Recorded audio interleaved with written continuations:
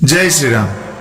आम आम जीवन में जेकोसी भल परिस्थिति थिले जेते भल थिले आम पाखरे जेते प्रचुर ज्ञान आ प्रचुर धन थिले मध्य आमे से सब को केंद्र करी केबे भी जीवन में अहंकार करबा उचित नुहे। गपटी थर गोटे व्यवसायी फैक्ट्री निर्माण करबा पई सहर किछि दूर रे थिबा गोटे गाँ को निज ड्राइवर सह गाड़ी रे बाहरिले। रास्ते रे सब किछि ठीक ठाक चलथिला। सेमाने जेतेबेले गाँर पाखापाखि पहुंचले जानिबा को पाइले कि टांकर से जमी ऊपर जीवाकू हेले आगरे थिबा गोटे नदी को पार होई जीवाकू पड़िबो। किंतु असुविधाटी थिला नदी ऊपर ब्रिज, कारण से नदी ऊपर कोनोसी ब्रिज नथिला। केवल गोटे मात्र उपाय नदी रे थिबा डंगा। व्यवसायी गाड़ी बाहरिले डंगारे बसिले आउ नदीर आरपारी को बाहरिले। डंगारे किछि बाट जिबा परे से व्यवसायी नाउरिया को पचारे, अरे बाबू तू जानिचु वर्तमान डंगारे तो से किए बसिछि? नाउरिया धीर स्वर रे कहे, नहीं बाबू मु केमिति आपन को चिन्हिबी।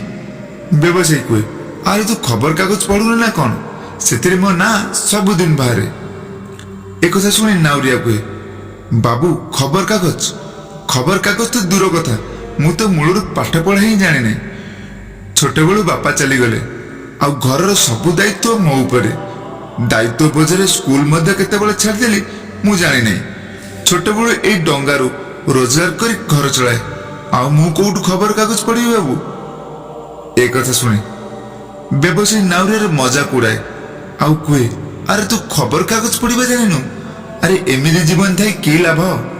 तापरे नदी आउ किछि बाट जिबा परे पुणी से व्यवसायी नाउरिया को कहे, ए नदी सेपटे जो जमी देखुचु आउ किछि दिन परे से जमी उपरे मोर गोटे बड़ फैक्ट्री लागिवो। आउ सेठी कोल्ड ड्रिंक्स तैयारी हेबो। से कोल्ड ड्रिंक शहर रे बिक्री हेबो।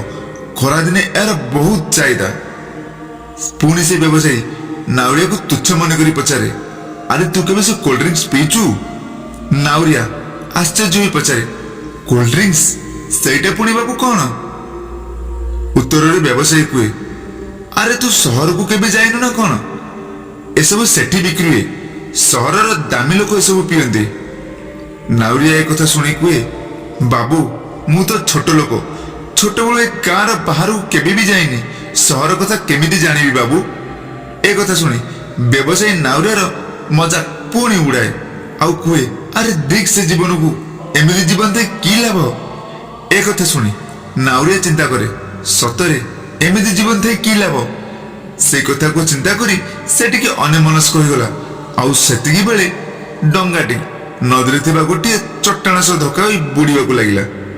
नाउरिया ए सब देखी व्यवसायी को पचारे, बाबू तुमको पहरी आसे तो? कारण आउ किछि समय परे डंगाटी नदी रे बुड़ी जिवो।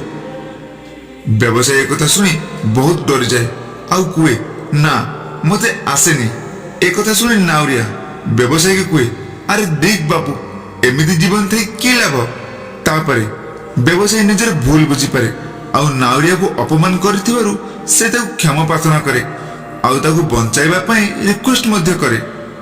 नाउरिया एक कथा सुनी कहे, बाबू मते खाली पहरा आसेनी, बुडुथिबा लोकन को रक्षा करिया मध्य आसे।